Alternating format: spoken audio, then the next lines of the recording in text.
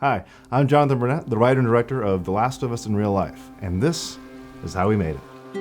3, 2, 1, action.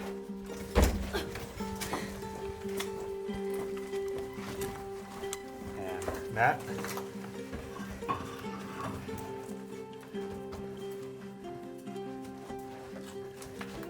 And noise.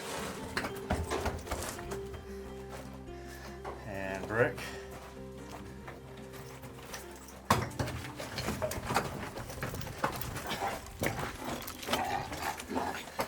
And Sean. Bang, bang. Oh. What happened? You good? Sorry. What? Horrible. He went down with that. I was like, oh. In the middle of quarantine, a true gem arrived, and it was The Last of Us Part 2. And I found it to be just a phenomenal game and the best piece of written entertainment that I encountered in 2020. And I knew I wanted to create a fan film that highlighted several of the mechanics that were found in the game. So we started throwing around ideas about what we wanted to see in a Last of Us fan film. We knew we wanted to start the film with a boost. We knew we wanted the main character to find various things in the environment, whether that was tools, a letter, or superhero cards. I wonder when this was written. We also wanted to highlight the stealth and combat in the game.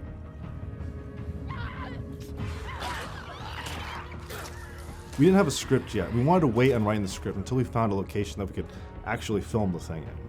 So we did some digging. It was hard to find a spot that was free and open to the public, but eventually we found a really cool spot up in Rutland, Massachusetts, an abandoned prison camp. So Matt and I drove up there. Matt is the producer, my roommate, and the clicker in the film. So we drove up there and did a location scout. And we thought it was pretty fantastic. It had this really, really cool tunnel, and it had this root cellar and some other abandoned ruins in the area, and it was in a park that was free for everyone to use. So we tailored the script to fit around these locations, and then we jumped into creating a clicker costume. We knew we had to design a clicker costume, and if the clicker didn't work, the film really wasn't going to work that well. And I had no idea how to make a clicker. So I did some digging, found some really great tutorials on how to create a clicker mask. The mask was basically made out of a foam sealant that you sculpt and then paint. And I was pretty pleased with the results I was able to get from it. It's not perfect, but under the right lighting, it looks pretty good. The rest of the steps to transform Matt into the clicker were pretty easy. We poured liquid latex over his arms, attached extra foam to really give that nasty fungusy feel all over him, and then poured blood all over him. You've just eaten a very good meal, man.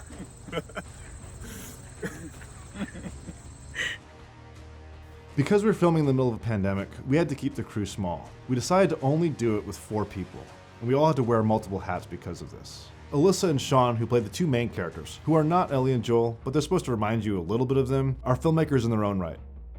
Alyssa is a writer and director, Sean is a DP, Matt was running sound when he wasn't clicking, so we had to make it work, and make it work we did. We shot the film on the Sony a7S Mark II using a 24-70 G Master lens. We used a Ronin M gimbal for the tracking shots to really replicate the feel of the game's camera. Because we're in the middle of nowhere, we knew we had to use battery-operated lights, so we used this Aperture 120D that's currently lighting me, and these 2 Aperture RGB lights. For audio, we used the Rode NTG2 shotgun microphone. I wasn't expecting it either. And then we head up to Rutland to start shooting. And action. The plan was to shoot the whole film in one day, and we started with arguably the most complicated shot in the whole piece, the oneer in the tunnel. Knife, Sean, bang bang. All right. Well, it's a good first take. It was complicated for a number of reasons. It's a long shot, but it had a lot of moving pieces, and that tunnel is very narrow, very dark, and had a lot of rubble everywhere. We cleaned as much of the debris out as we could so that we could actually walk across the floor. Oh, cut. Sorry. Something got bumped. Oh, wait. Sorry. I need the camera. It took a long time to get right. We ended up doing 16 takes. And it really became a dance between the four of us. Sean? And the secret sauce, I think, in the shot is the haze that we added in to create those shafts of light coming through. And it really transformed the look. It's a night and day difference with the haze and without the haze. So after doing 16 takes of that, eventually we got something that we were all pretty happy with. After we felt like we got what we needed from the tunnel, we moved our production to the root cellar and filmed the action scenes there. Now for these, there was two major concerns. One was it was just very dark. And come at her. Matt could not see anything out of the mask. He just had the one little peephole hole, and that was it. And it was just very, very dark. Alright. I could not see. I know, I could tell. The other thing is just our limited crew. There was just four of us, and all four of us needed to be on camera for those final scenes. Action. So it took a lot of work and a lot of trickery on set, but a lot more work and a lot more trickery in post to make that happen. We did use an L-Crone jib for one shot, but that shot did not make it into the final film. After the action scene, we filmed all the dialogue scenes in the root cellar. And at that point, we were really racing against the sun. We ran outside and filmed the last couple shots in the movie, which was actually the opening scene. We should check for supplies. Come on, I'll boost you up. And remarkably, we finished it. We got the last few shots in the can just as the sun was going down. And we were done. Or so we thought. Because we had a few major issues. As I was editing the footage, it became clear that we had some issues. The opening was rushed, and I wasn't great. The ending was also rushed and not great. And the pacing throughout was a little wonky. It just became clearer and clearer the more I worked with the footage that we were going to need to rethink some key moments and reshoot them. So the original opening of the film is very different than the opening that you saw. It is much shorter. See for yourself.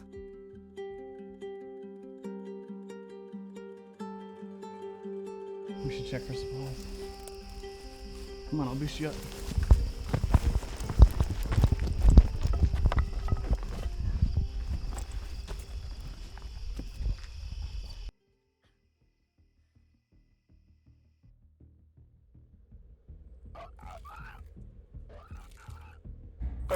I just had in my mind that we had to get to that oneer as soon as possible. We had to see the clicker. We had to get to that action just really, really quick.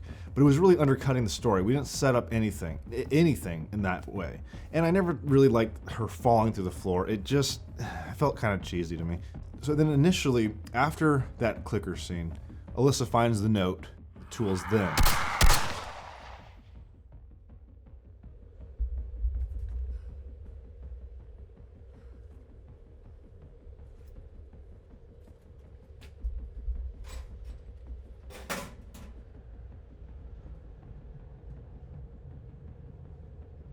I think that looks pretty good in this scene, but it just destroyed the pacing. It went from action, stop, action, stop, action, stop, and that was the film. So we decided to move that scene and a lot of that content earlier so that Alyssa would find that stuff on the ceiling and have a conversation with Sean and then make it a decision of hers to jump into the tunnel rather than happenstance of her crashing through. And I think we liked that scenario a lot better. The other major issue we had was the ending. It was just too brief. Alyssa's character never struggled. She basically just killed two people instantly and then was killed by a clicker. And it was just over way too fast. It didn't feel climactic.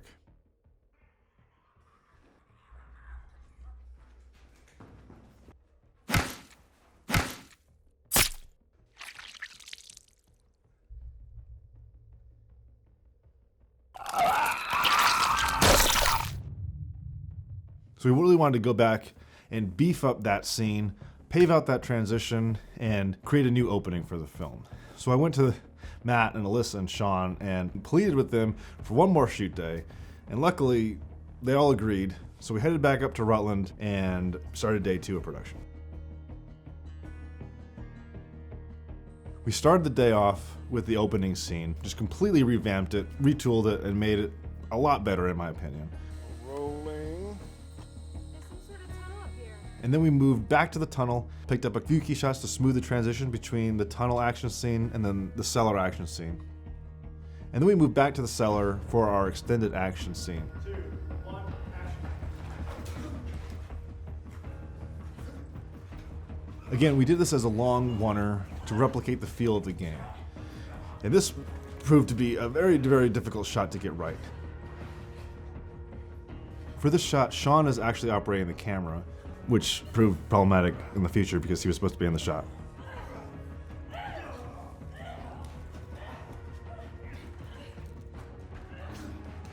It took us 24 takes, and the 24th take is actually the one that's in the film. Oh, I'm sorry. Oh. Which I'm glad about because I felt really bad about making everyone do that so many times. But it took us a long time to get the timing right, the dance right, the moves right. Poor Matt and Alyssa had to fall on that mat, and Matt had to get stabbed just so many times.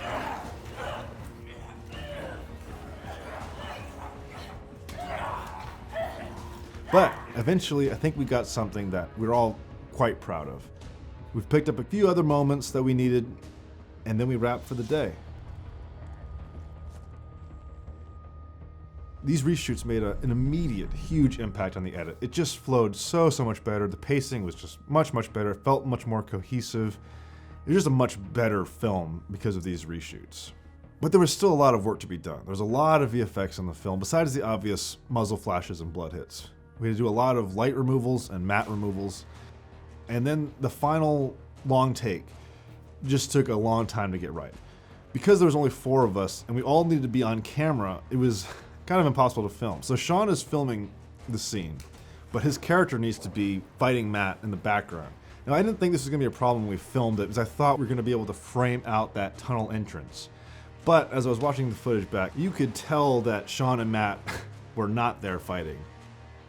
So I found a shot of Matt and Sean fighting from another take, and I comped them in the background and tracked them in.